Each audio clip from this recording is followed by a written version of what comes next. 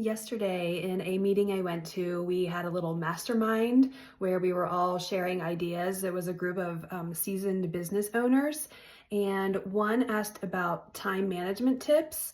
And the conversation that happened around that I thought was so good. Like, I was like, I have to share these tips.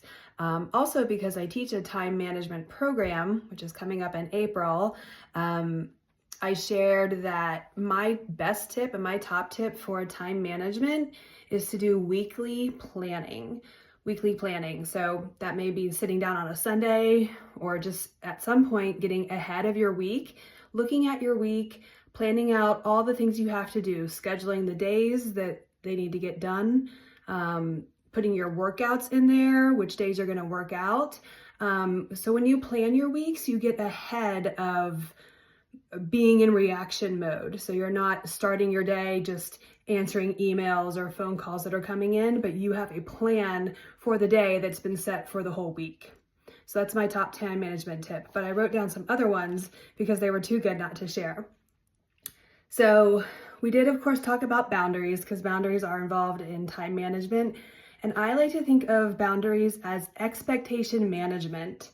So some of the ideas that came up around boundaries are, I wrote them down, that if you are going to be available like after normal business hours, if you're going to be answering the phone at like 8 or 9 o'clock at night, that you raise your prices. That if you're going to have VIP clients or be available on non-working hours, that you raise prices for those clients so that you feel compensated for that extra time you're giving.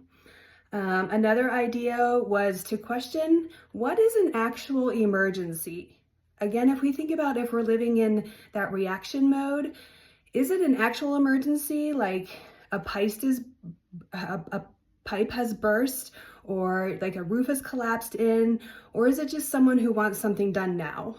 So a lot of the times we react to something that's not an actual emergency, and we need to recognize that.